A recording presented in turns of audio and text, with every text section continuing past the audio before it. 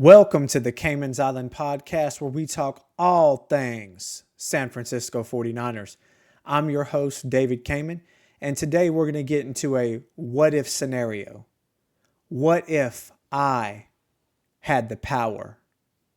Let's get it.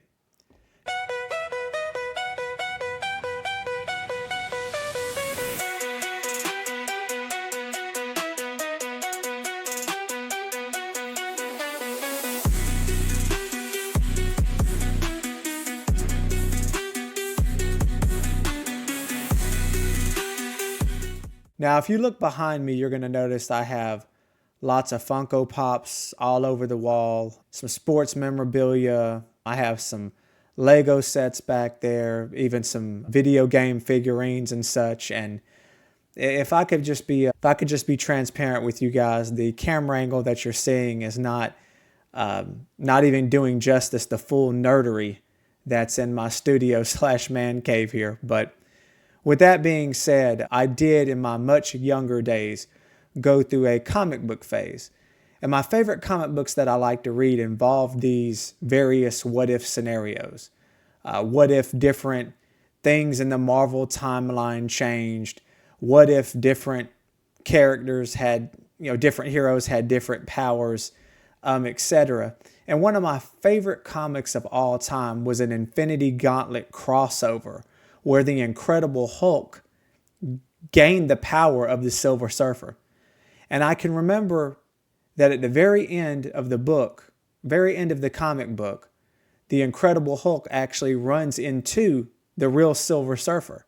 And they start going at it, arguing back and forth. And I'm sure you know that the madder Hulk gets, the stronger he gets. So with him getting so angry and having Silver Surfer's cosmic power, at the very end of the book, he actually just gets so mad that he explodes. Now, I don't want to explode on the 49ers draft, but definitely want to talk this through. If I had the power to implement the draft strategy for the 2025 NFL draft. Now, if you take a look at Kyle Shanahan and John Lynch's tenure since they've been together with the 49ers, they've done a really, really good job of drafting in the later rounds.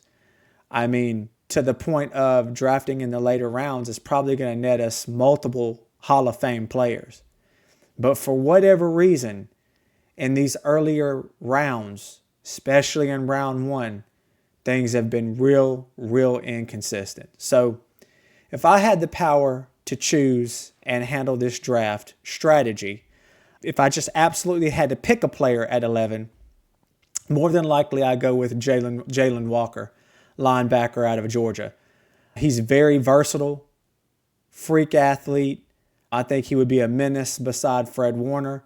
And I would like the fact that on certain packages, he has the ability to put his hand in the ground and rush off the edge opposite a Nick Bosa that I think would give a lot of diversity to Robert Saleh's scheme on defense.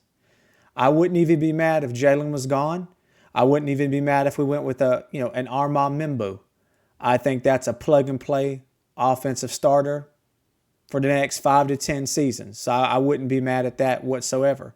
If both of them, for whatever, were gone, I wouldn't even be mad at Will Johnson. We could definitely use some corner help. I mean, the truth of the matter is, with what we did in free agency, which was absolutely nothing, in order, I think, to even be successful, I'm just being honest, I think the only way the 49ers make the playoffs is if they win the division. So if we're going to be competitive with the likes of the Rams, who in my opinion got better in the offseason, I feel like Seattle got better, right? And you look at what our record was in this division. If we're going to make the playoffs and compete in this division, we are going to have to get bare minimum 4, would like to have 5 quality starters from this draft class. So if that's going to happen, unfortunately, the reality is we can't pick at 11. We are going to have to trade back, trade down, and stack multiple picks. And really, we're going to have to focus in the trenches. If you look at just how inconsistent we were on the offensive line at times, and just how poor we were in our interior defense, stopping the run. I mean, everyone was running on the Niners last season. We're going to have to get in the trenches with multiple picks, multiple players, multiple depth at those positions to really, I think, turn this thing around and make a difference. So unfortunately, if I have the power and I'm in charge, we are not picking at all at 11. In fact, I would say my hope is that Shedeur Sanders begins to fall and a quarterback needy team picks up the phone, calls the Niners, and we have an opportunity to trade back. Maybe it's in the late teens, early 20s, and we can go after, another player, for example, like a Jihad Campbell. We saw last season, Fred needs some help. I mean, he had that, broken bone in his ankle. He was already hobbled, doing what he could. But, man, he really needed help at that linebacker position. And I think Jihad Campbell would be a perfect complement to Fred. I wouldn't be mad at a Walter Nolan out of Ole Miss. I think that would be a really good start to fix our interior D-line for sure. That would be great if he were available. I would not even be mad at a Malachi Starks, right? If Malachi Starks dropped and we picked in the early 20s, I think we could use some safety help. Mikael Williams, I think while I'll say this, as a Georgia fan, Mikael did not win a lot coming off the edge. I think that's an area he can improve on. But I'm just thinking with the fact that we have Nick Bosa and Nick, garnering so much attention and getting every single double team, I think if some things were fine-tuned and polished up, I think Mikael can be a quality starter for us come the regular season for sure. Then you look at those later rounds. Maybe perhaps if we're able to trade back and we stack multiple day 2 picks, maybe coming off of the injury, maybe somebody like a Josh Simmons, right? I think we're going to absolutely have to just say multiple O-line players, multiple D-line players. Then from there, look at your help for Fred Warner.